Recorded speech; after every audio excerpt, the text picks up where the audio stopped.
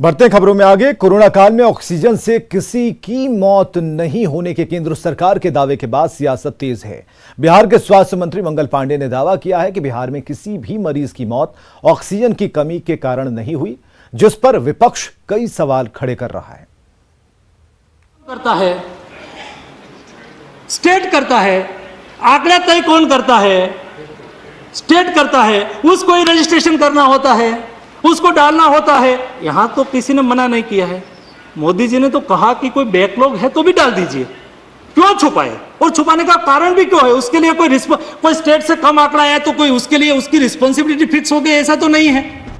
Corona काल में oxygen से किसी की मौत नहीं होने के केंद्र सरकार के दावे के बाद अब बिहार सरकार ने भी दावा ठोक दिया है कि राज्य में किसी भी मरीज की मौत ऑक्सीजन की कमी की वजह से नहीं हुई। पूरे कोरोना काल में ऐसा कोई सरकारी या प्राइवेट अस्पताल नहीं है जहां ऑक्सीजन की घोर किल्लत हुई। वक्त रहते सरकार ने तैयारी पुख्ता कर दी।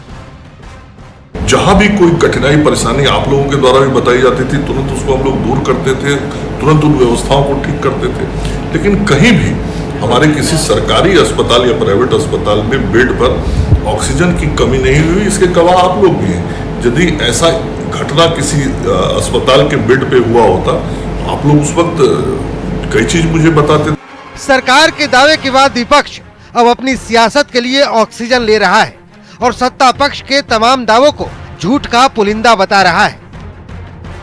हम ऐसा कैसे मान लें कि कोरोना से देश में एक भी मौत नहीं है? लगातार लोगों की मौत हो रही है। सरकार इस चीज को छुपाने का काम कर रही है और छुपाने से छिपता नहीं है। जनता भली भांति जानती है कि किस तरीके से बिहार की तमाम जनता के साथ, खासकर युवाओं के साथ, नौजवानों के साथ किस तरीके से वो लोग ठगा महसूस कर रहे हैं। केंद्र सरकार का गैर जिम्मेदाराना बयान कि ऑक्सीजन के अभाव में कोरोना काल में कोई मौत नहीं हुई। आखिर ऑक्सीजन का अभाव नहीं था तो कोरोना काल में विदेश से ऑक्सीजन क्यों मंगाए?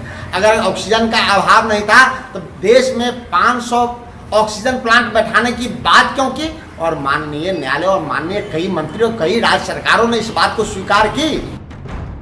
दरअसल मंगलवार को मोदी सरकार ने राज्यसभा में बताया था कि दूसरी लहर के दौरान ऑक्सीजन की कमी से किसी की मौत की जानकारी राज्यों ने नहीं दी, जिसके बाद विपक्ष की सियासत का जोश हाई है।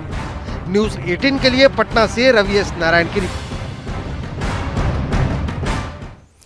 तो क्या वाकई आरजेडी के अध्यक्ष पद पर तेजस्वी की ताजपोशी का टाइम आ गया है, या फिर लालू प्रसाद ही पार्टी में सर्वे सर्वा बने रहेंगे?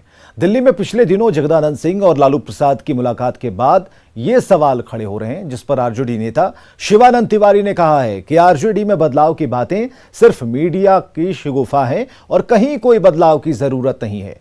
वहीं जेडीयू संसदीय दल के अध्यक्ष उपेंद्र कुशवाहा ने कहा कि आज भी आरजेडी को तेजस्वी ही चला रहे हैं। तो बीजेपी सांसद रामकृपाल यादव ने आरजेडी पर तंज कसते हुए कहा कि वहां कोई लोकतंत्र नहीं है और परिवार की चलती है। राष्ट्रीय जनता दल को तेजस्वी यादव ही चला रहे हैं, सब लोगों को मालूम है। और इस तरह से चला रहे हैं कि लालू यादव जी राबड़ी देवी जी की तस्वीर गायब कर देते हैं पोस्टर से, उसी स्टाइल में आज भी चल रहे हैं। वहाँ लोकतांत्रिक व्यवस्था तो कुछ है नहीं।